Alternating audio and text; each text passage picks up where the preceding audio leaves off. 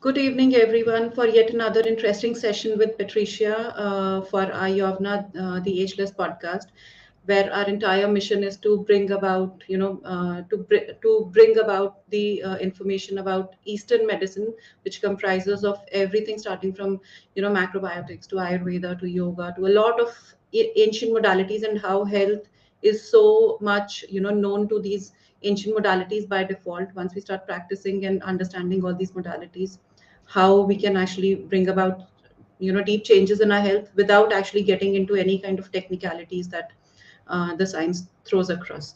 So welcome, Patricia, and thank you so much for joining us today. Your I was just going through your bio, and I was looking at your website and the kind of work that you have been doing. Just amazing, the kind of energy that you have, super powerful. So we would really want to go back with great learnings with you. But let me just introduce you first, and then I'll start off with my sessions. Okay. So Patricia Becker is a yoga, breath, and diet coach for 30 years, and she has brought in her experience of yoga study and coaching in the practice that she does now. She is a certified Yoga Alliance teacher based in San Francisco. Patricia has a yoga TV show, a YouTube channel, and she's one yoga trainer you must follow, of course, for the kind of experience that she carries, which is about 30 years of experience, and specifically in a land where yoga was quite new when Patricia got into it. So that is one of my questions, Patricia, I'll ask you later. Patricia was the yoga instructor for Stanford Health Improvement Program for 11 years. Currently, she is providing Aging with Grace Yoga live online sessions. So I think I'll start off my questions right from here, Patricia, since aging with grace is our theme for today, and we see it's all showing up everywhere, in your personality. So, but I would, first want to actually start with a curious question. 30 years back when you actually got into yoga, it was it was not a known science in the Western culture, right? And it was Right. very new to the Indian culture. And I guess a That's right. lot of known yoga gurus were actually getting into the Western culture and creating all that awareness about yoga. And so, how did yoga find you? I mean, at that time, today, it's, we can understand it's easy to get into it, but how did yoga find you 30 years back? Good. I would let you know. First of all, I want to thank you very much for having me and thank Carl Foray of Macrobiotics Today, who connected us, right? And the Yes. Macrobiotics Today is a wonderful online magazine. Yeah. It was in print for 30 or 40 years. Now it's online, and that's what brought us Yeah. together. So I just want to thank Exactly. you and them too. Okay. No, that all my So, pleasure. so yes, about 30 years ago, I think it's actually closer to 40 now when I add it all up. I Wow. was, yeah, I was going through a divorce, and I moved from one city where I was married back to my hometown, Pittsburgh, Mm-hmm. Pennsylvania.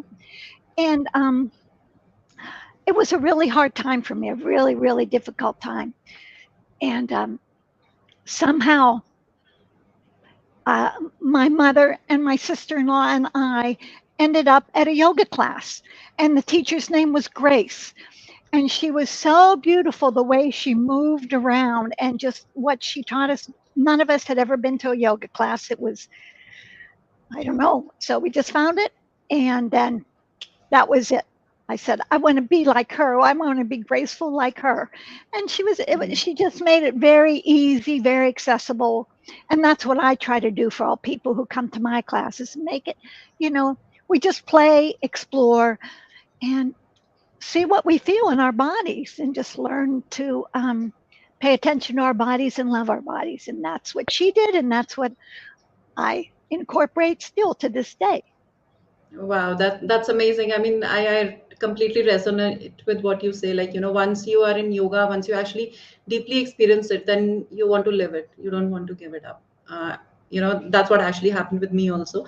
So, but when it actually comes to getting certified as a yoga teacher, the kind of trainings that you did, I don't think at that time when you got into it, the options to get trained were much. They were like very limited and very less known, limited to the location also and to the availability of good teachers also. So, how did you manage to get certified, initially and gradually become a teacher, getting?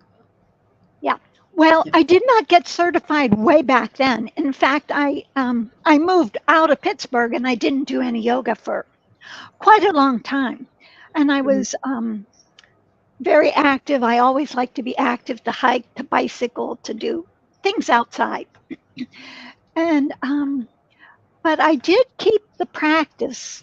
Oh, you know what I did is I did Raquel Welch online.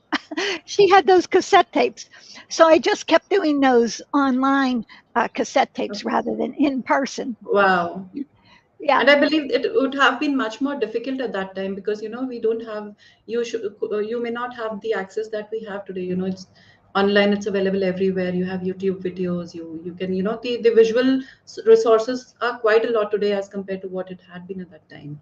right, right. Not yeah, and you being from India and me being here from California, you know, Mhm. you had lots of exposure to it. Yes, I yes, I know. agree, and I guess it's also because of the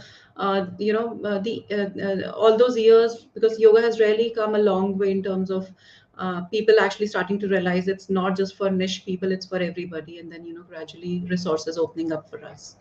That's right. It's for everybody. So when I became 50, um, I was doing yoga, but for somehow I was still stiff. I could not bend over and touch my toes. And I was doing a lot of running, running, running, running. And so Mhm. my hamstrings got real tight. And I said to myself when I turned 50, Patricia, you better do something, or if you don't start bending, you're going to break. That's very So, true. That happens. That's the fact actually. I mean, over years, the way the body breaks down, we don't realize in the earlier years. right, right. So I then I started to do yoga. I found a new yoga studio and I just started going till I found a style that resonated with me, a teacher that I like. Because as you know, there's many styles of yoga and it's all about the teacher, right? If you like what the Yeah. teacher says, if you like the teacher's style, if you like what she's teaching. So he or she, I should say. So I Mhm. found a style that I really liked and a teacher that I really liked. And then What is that form that you like doing? Which it form is it? Anusara. It was Anusara. Have you heard of that one? No, no, I haven't. I mean, It's that's not. quite new term to me. It's. It came off of. It was a spin-off of Iyengar, which of course everyone knows. Okay. Yeah, Yeah, yeah, yeah. but Iyengar was sort of a little hard and a little harsh, and Mm-hmm. sometimes he would hit people. And Mm-hmm. so this Anusara style, it actually doesn't exist anymore. Not so much. Okay. But the Anusara style, it's like this is what we do is we say to our students, oh, that is really good and that is really good, now try this. So Okay, so it's it's a merger of two forms coming together, something like that. well, it's like affirming what people are doing right first so they feel Okay. good, so they don't feel like they're being criticized or you know Okay. Yeah, yeah, I so get it's that. Yeah. yeah, that's the idea. So that's what I was trained in, and many teachers. Well, not many teachers, but I have a few primary teachers that I learned from who taught Mhm. that way. So good alignment and uplifting attitude. That goes a long way, I guess. Quite interesting. So, so this is about yoga, but you have also been quite active about consuming the right foods, I guess, which is very important when you are doing the yoga practice. Specifically, because foods have this power of hardening our body, and that defeats the entire purpose if one side you're doing yoga and on the other side you're consuming a lot of hardening foods. And when it comes to actually making sure that right kind of diet that you're consuming, I think macrobiotic diet is something which really stands on the top because of the kind of balance that it creates inside the body. And of course, eating a lot of plant-based foods and foods on the vegan side. So, how did you actually got into the food side after yoga? Or foods happened first and yoga happened later? How did everything come together? Actually, they both happened at similar times when I got divorced and I moved back. And so I think everything crumbled and something new Mhm. had to enter in for me, and I wanted something new. So I found out about macrobiotics right about that same time. But I really Okay. invested a lot of time into studying and learning about macrobiotics because at that time my face broke out. I had horrible acne when I was 28. And Mhm. I was going to the dermatologist and it wasn't working. Any pills he gave me, it wasn't working. And then he said, "Oh, don't worry." He said, "I'll give you these pills. These will really work." Well, they were really expensive and they Mhm. sort of made me sick and they did not work either. And I remember looking up to the sky and saying, "This must have something to do with what I'm eating." And I asked the dermatologist, he said, "No, no, no. Doesn't have anything to do with what you're eating. It's just That's a a common phase." answer that you get from every doctor. Isn't that something? Isn't that Yeah. really something? And so a friend introduced me to macrobiotics, and then I started studying every single book I could get my hands on 40 years ago, and there weren't that many then. Wow. Um, yeah, but it said what's medically impossible is macrobiotically easy.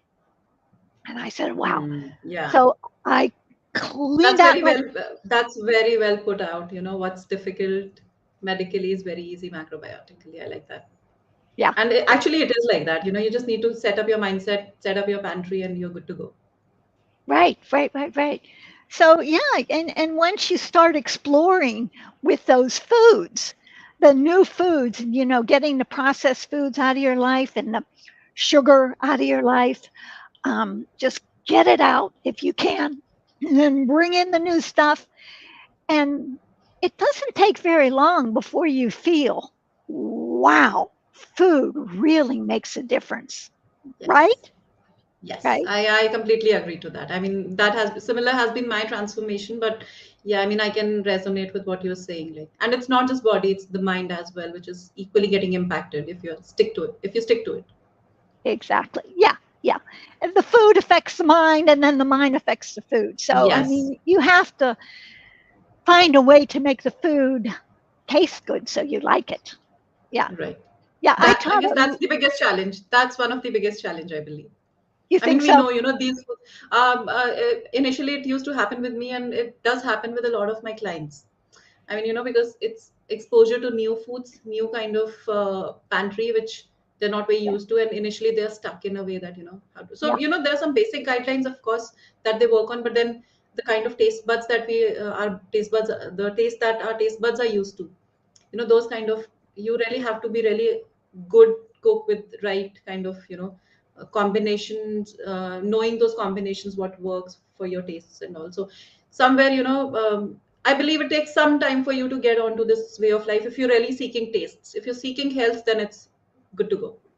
Yeah. Yeah. And then the other thing is about the taste buds is if our taste buds are used to all the processed food, it takes a little while for them to change Exactly. to really taste whole foods because they're in shock from the highly processed, very Yes. salty and sugary foods. But when you stay with it, we're encouraging people who are listening to stay with it so your taste buds change and then that food tastes oh so good and it feels oh so good and then the next morning you go, wow, I'm ready to go because your energy's not drained from eating foods that your body has to that aren't really that good for your body. Nice. So, Patricia, my next question would be, you have been living this way of life for years now, and initially, you mentioned there were some skin concerns, there were some health concerns, and some, emotional concerns as well that brought you into this way of life. How quickly did you see the change from the physical perspective as well as emotional perspective when you actually got into yoga and macrobiotics and joined it all together? That's a good question. I felt the healing benefits of the food I would say within a couple of days. However, In what way? Like what started to change? yeah, I started to feel better in my mind. My Hmm. mind emotionally, I was calmer, and then energetically, I felt lighter. I felt more coordinated. I felt I had more energy. Basically, I had a lot more energy. I didn't need as much sleep. That's what we need actually. That I guess that's the lowest priority for us right now. We are just seeking for all those calories and proteins and all that stuff, which is much needed for the body. But at the base of it, it's energy, and we don't focus on how what kind of energy our foods are adding on to our body, right? Yeah, right. However, to fully answer your question, my complexion did not clear up fully for about a year.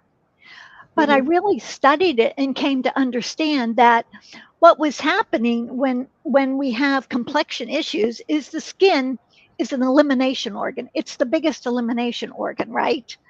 Exactly. So if my body and it was totally polluted with tons and tons of cheese and dairy and sugary foods and alcohol and tobacco. So my body was so full of toxins that my kidneys and my normal elimination couldn't deal with it. Yeah. So it was So coming out my skin was skin. helping it out. Yeah. So it was coming out my skin.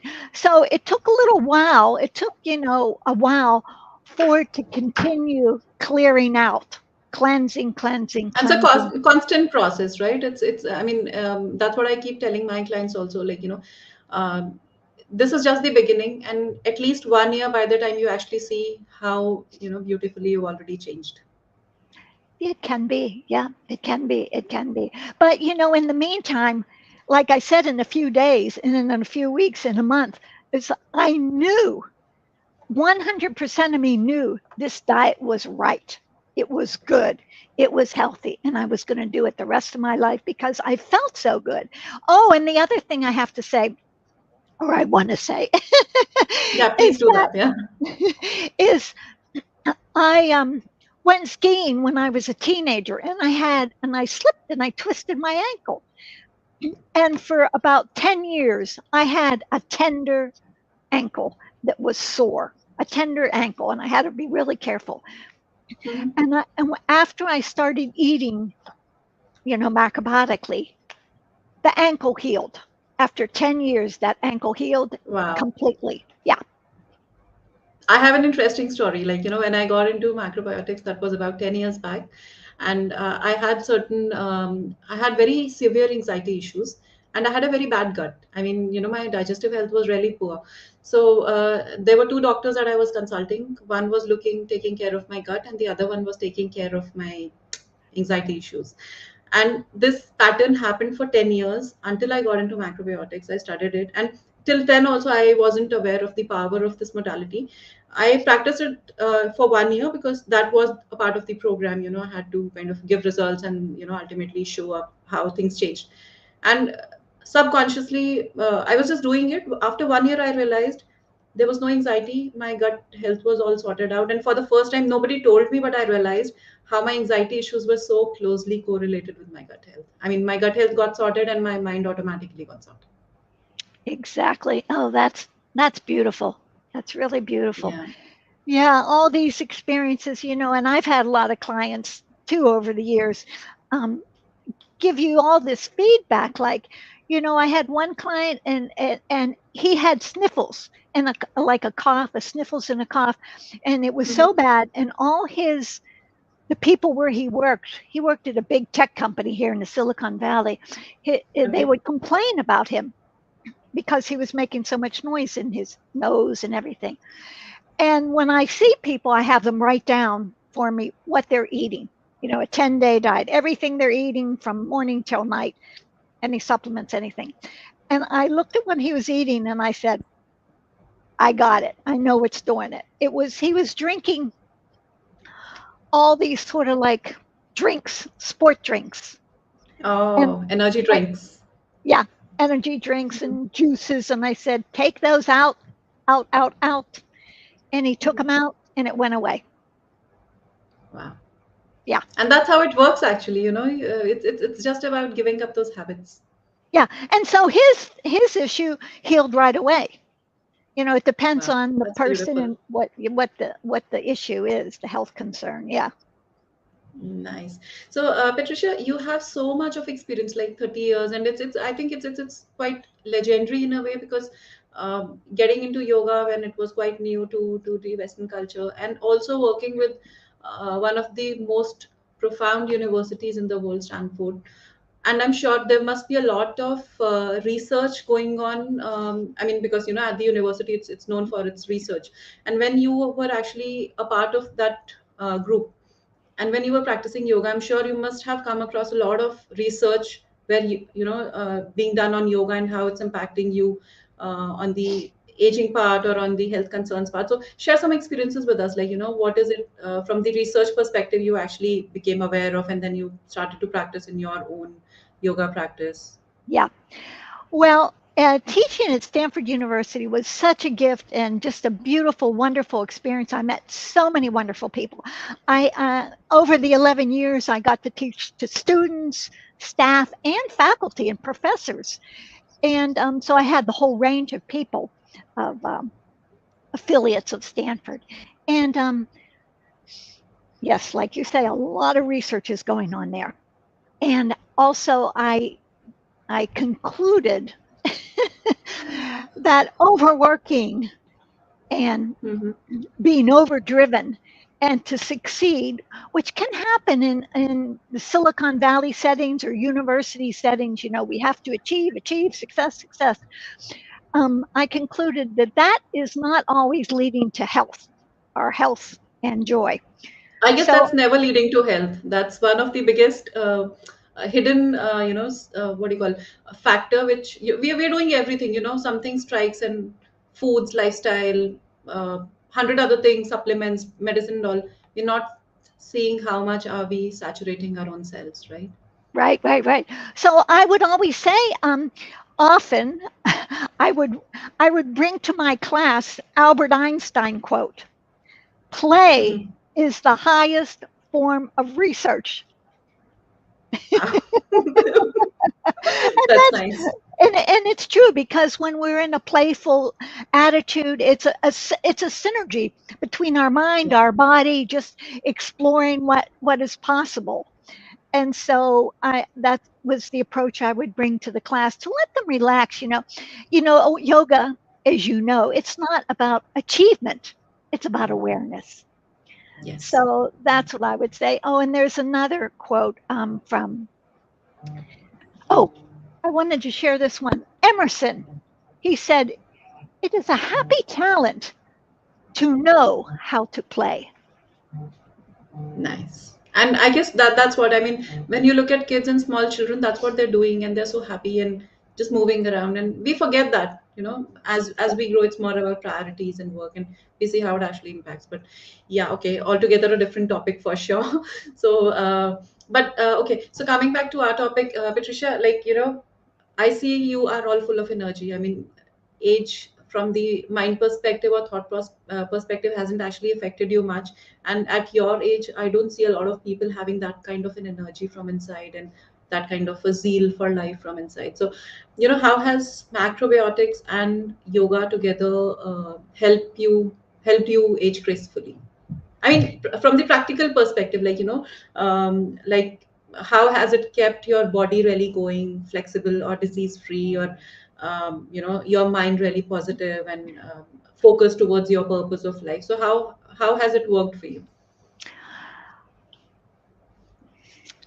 I think yoga and macrobiotics, for me, they have a similar approach, is to be curious and don't believe, non credo, don't believe anything, experiment for yourself, see how it feels, see how the yoga pose feels for you, see how the food feels for you. So that's what I would do.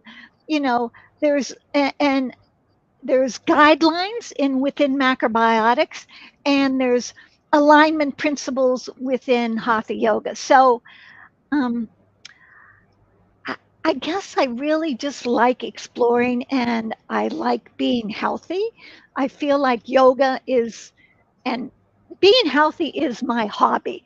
So, for practical purposes, um, to inspire people, um, prevention, an ounce of prevention is worth a pound of cure. Hmm. So, I would suggest that people explore some yoga poses, explore how to breathe, because breathing is part of yoga and it's the most powerful healing modality we have is our breath. It's available 24/7. And practically listen to your body, slow down and listen to your body, because your body has an infinite wisdom. Your body and your mind are connected and they're communicating all the time. And if you slow down and you listen and you pay attention, oh, I did a nice yoga practice today and I feel fabulous. Oh, I didn't do any yoga, any stretching today, and I don't feel so good. So I think practically is really to listen to your body, drink water, good quality water. I believe in good quality water so much that I became a Yes, there's a lot of multi-pure. research also going on good quality water, and the parameters of good quality water are really different from what we know, right? Yeah, There's so much in the water that's going on. yeah. I became a multi-pure water filter distributor too, because that I Oh, want to help nice. support people with good quality water. Because as we age, we sort of uh, dehydrate a little bit, we compact a little bit, and we dry out. So we want to remember to drink plenty of water. I get up every morning and drink a warm cup of water. So that's, That's yeah, that's so nice, and yeah, I mean, very simple remedy, but how it cleanses your body, it's amazing, right? right. It is, yeah. So is that practical enough? Yeah, yeah, yes. So maybe the rest of it covers in my next questions rather. So, Patricia, help me understand, like when we actually say aging. So now getting into the technical stuff of actually understanding from the physical and emotional perspective. How does aging start to happen to anybody? Like, basis your experience. I mean, from the yoga perspective or the classes that you've been taking, or when you've been working with yourself, also the kind of transitions that you've experienced with yourself. What do you think is the beginning of aging? What kind of feelings start one must be aware of when you actually, when that bell rings, okay, it's the aging sign and you need to take some action right now, otherwise it might culminate into something else later. So, what are those symptoms actually? I guess that's the better question. Like, What's is the it question? The main question? the question is, The, what are the parameters, like what are the specific kind of feelings that one starts to experience, which are specifically the aging related symptoms. For example, your spine starts to get stiff after a certain age. We think, okay, it's back pain, and we do some temporary things, but we know, okay, the body's hardening and the spine is hardening, and ultimately over I time see. it's Yeah, yeah, so yeah, what are those factors actually which yeah. indicate that the body is aging? Well, you know, I'm very fortunate because I don't feel too much aging except when I look in the mirror and I go, wow, where did those wrinkles come from? But I think, But yes, apart you're from right. wrinkles, believe me, age doesn't show on you at all. I mean, Oh, not just on your body, but your mind as well, the way you speak, and it's all full of so much of energy. oh, thank you, thank you, thank you. Um, but yes, our bodies do get stiffer as we age. The spine gets stiff, the hips get stiff, the shoulders get stiff, the necks get stiff. Everything will get stiffer if you're not moving it. But if you continue to move it, any part of your body, arthritis, I mean, we age just like trees, just like anything on earth.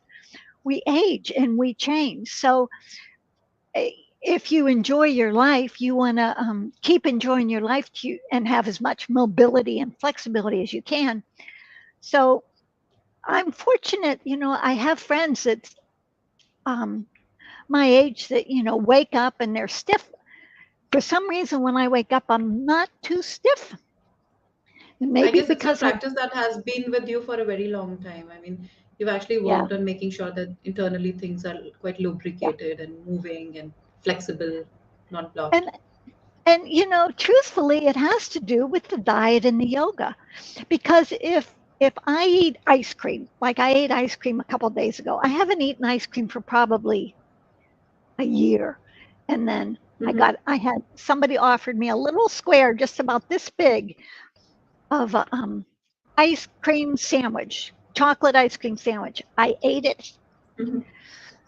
Oh my gosh, it's a double-edged sword when you eat good, when you eat well, right? Because Yeah, when you eat that, you feel the negative effects your immediately. I body felt tells my you. I agree. Yeah, your body tells you right then and there what did you do to yourself. what did you do to yourself? And then Yeah. I tried to do a yoga pose that I always do, halasana with the legs up and the legs back. And I can Mm-hmm. usually put my knees right by my ears down on the floor. Nice. But later on that night, I was stiff already. It didn't want to Um, go. It didn't want to go from that cold ice cream making us stiffer. So if you want to be less stiff as you age, please eat well and do yoga. You can do yoga on my YouTube channel or your channel. no, no, Yeah. your channel. I have been watching your channel and getting inspired looking at it. So it's so simple Uh, and the way you explain it, and that energy. That's what I said. The kind of energy that you bring in your classes are amazing. Thank you. Yeah. So, Patricia, You tell have us to. sorry, how does your practice look like on a daily basis, like till today? Um, I stretch. I stretch a lot. I do spinal twists at the end of my day. I'll lay down here on the floor, or if I'm up at my other place, um, I laid on the floor and do some spinal twists. I do shoulder stand So and that's then for mobilizing your abdominal cavity for a better digestion. Is that the reason you do that? I do it because it makes my spine release and feel fantastic. Mm. But yes, it's good for this too. The You abdominal know, cavity as yeah, it's the queen of all poses, yeah. shoulder stand, right? The king and the queen. I used to do the king pose a lot, headstand and shoulder stand, but lately I haven't done my headstand so much. I got to get back to them. And then, Hmm. yeah, but and then I teach maybe between 8 to 14 classes a week, depending upon the week. So I get a lot of Wow. yoga that way too. I don't Yeah. teach the whole class, but people like to look and see what I'm doing. Yes. So And yeah, it's always so I good to, in between, just keep yourself stretching also, during your class because it's all verbal instructions mostly that you're giving. And that also tires you. I mean, you need to build up your energy as you're teaching. pardon me. Yeah. Yeah. Uh, I- we actually, what I'm saying is like when you're teaching, there's a lot of energy getting consumed when you're speaking and, talking and giving instructions. So Oh yes. you need to really start to build up your energy side by side as you consume it. Yeah. Yeah. And then some poses like the headstand, I rarely will teach the headstand pose. So that's one pose I need to do on my Yeah. own. And I don't always teach shoulder stand and handstand. I like to do a handstand. I just posted a handstand. Oh, I was doing a hand. I I was saw wondering. that. I I saw was. that. I mean, I did. you're able to do headstand? Like you can do that? I can do headstand. Yeah, yeah, yeah. Nice. But I'm more of a stiff person. Like I said, I was 50. I was real stiff. So it's easier Mhm. for people who are stiffer to do a headstand. I knew if people are really limber, sometimes Mhm. it's more challenging for them to do a headstand. Yeah, that makes sense actually because your body is more erect when you have that support. If your body is stiff, then that erect body, keeping that it's easier, right? Okay. Right. And on the food side, Patricia, how does your meal on a daily basis look like to keep your yoga practice really going? Whole grains, rice, millet, um, whole oats, teff, combination of rice and millet, combination with rice and barley. I like to have whole grains nearly every day. And I like to have whole beans a couple times a week. And then lots of fresh, good, or farmers market vegetables. Mm-hmm. And then I like to season it, balsamic vinegar and or mustard or things like that. Just I like to season it. And I also like good quality bread. My friend Suzanne makes bread and gives me her bread. So Sourdough bread. Yeah. yeah, yeah. Okay. Nice. So it's pretty Okay. much like that. But within that, there's a huge variety. I also like to have miso soup, and I like noodles. I eat a lot of noodles. Yeah, Great. So I think that's all showing up in your personality. And the kind of food choices that you make, it completes you, right? I mean, what you eat, your environment, the way you think, everything just shows right then and there. right. Yeah. So great. Okay, so Patricia, I also saw, like, I was just going through your YouTube channel, and I think you also take some face yoga classes, right? Yes, face Yeah. yoga. So just tell us something about that. That sounds quite interesting. I mean, I love yeah, face yoga.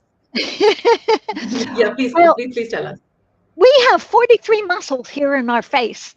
And a lot of us think about exercising the whole rest of our body, but these muscles here, they need exercise too. When we're children, we have so many different facial expressions that we make. And as we age, it gets, narrower, narrower, narrower. Very So restricted, yeah. yeah. So I like to make funny faces in my yoga. I'll fill up my cheeks.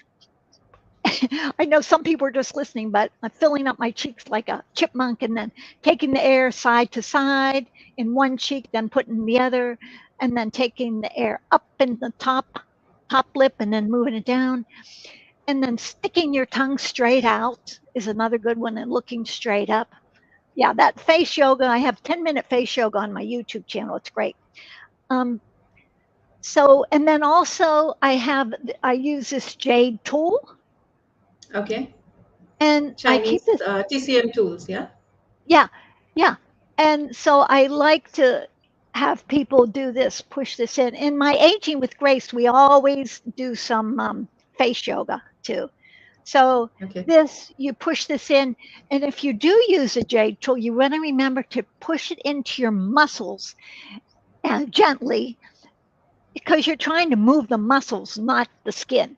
People think the skin is drooping, but it's actually the muscles that are drooping, and the skin's coming with it. Yeah, that Yeah, makes sense actually. Under the skin, it's muscle only, right? right, right, right. So it's really good. And when you get your face relaxed in these muscles, you have all meridians in here that will affect the rest of your body. And also with face yoga, it includes the neck and the shoulders, because this is all connected here. If your One neck back, is, yeah. yeah. So when we think face yoga, we're also doing neck and shoulder yoga. And once you get used That's to, interesting. I mean, like neck and face is considered as when from the yoga perspective, because I was just going through some facial acupressure kind of classes on YouTube, and that's where they mention when it is about face, neck, and upper part of the chest is very much a part of the entire practice that you should be practicing. yes, yes, yes, yes. And you can do it in your car at a stoplight. If you Yeah, got I mean 2 minutes, that's I exactly. have one of these jade tools in my car at the stoplight. I give my neck a massage to keep the lymph system flowing, and it just, Going. it's like all of our yoga practice. After you do it a few times, it feels so good. You go, huh, I want to do that again. Wow. But I guess that's a level of awareness you really need to develop. Like you just mentioned, you have those 2 minutes in the car standing on the red light, and okay, you know what to do. A lot of us maybe just looking at the phones, or just looking outside, or just trying to pass that time, or maybe screaming at somebody rather than using that time constructively. Yeah, that has happened. That happens very commonly. Okay. So, okay, Patricia, just now help me understand, like for somebody who wants to really take care of themselves and really want to slow down aging, what are some of the yoga practices that you would you abide by, or you would recommend them to do every single day, just for a beginner, just for a beginner? Inversions. I would somehow do an inversion to get the blood flowing the other way, to get the blood into your brain, to get the blood into your face. So, even in the chair yoga program that I teach, you can sit in your chair and lengthen your spine out over your thighs and then let your head and your torso and your arms hang down to reverse the flow of the blood. That is very rejuvenating, very energizing. And at any age, if you're an office worker at 30s, 40s, and 50s, and you're having a hard day, really just take an inversion or standing up, hinging at your hips and letting your head go down, touch your toes or as close you can, hold on to your ankles. Even if you're 50, 60, or 70 or 80 and you can do that, stand up and then hinge at your hips and take a forward fold. Hold on to your ankles or your shins or your toes, wherever you can touch, and breathe slowly and deeply. So And that's so interesting. I would just want to add on, because when it is about inversions, there's a common conception that, how, like, when you think of inversions, the very first thought is either it is headstand or handstand, headstand, or shoulder stand, right? But how easy can it be for anybody and everybody? Like, you've just kind of simplified it really beautifully. Thank you so much for that. right. You don't have Yeah. to do a headstand or a handstand. You can just Yeah. Just take a forward yeah. fold. Yeah. Or, Yeah. if it, everybody's different. Everybody ages differently. If you can do a downward facing dog, that's a wonderful pose. I call that, I have this copyrighted. A down dog is our BFFP, our best friend forever Oh, pose. oh, nice. That's nice. I like that. Yeah, because Nice. it's an inversion. It stretches out your back. It gets your hips back, and it's just such a good pose, right? Yeah, but simple practices, like, the understanding that you're creating, I really like that, because generally there's again a conception that the more deeper you get into your yoga practice, the more advanced postures you do is where you're benefiting, like, but it's not about that. It's about simple practices followed every single day regularly and being consistent with it, And right? then you just practice doing your basic simple poses that you can do, and then it's fun to like sort of challenge yourself just a little bit, so it's enjoyable. Not, challenge yourself, not so much that you get discouraged, just challenge yourself so you say, "Oh, that was interesting." And then before you know it, you say, "Hey, I can do that pose. I never knew I could do that pose." Exactly. Okay, so Patricia, I would now want to understand. We've talked about foods, we've talked about yoga.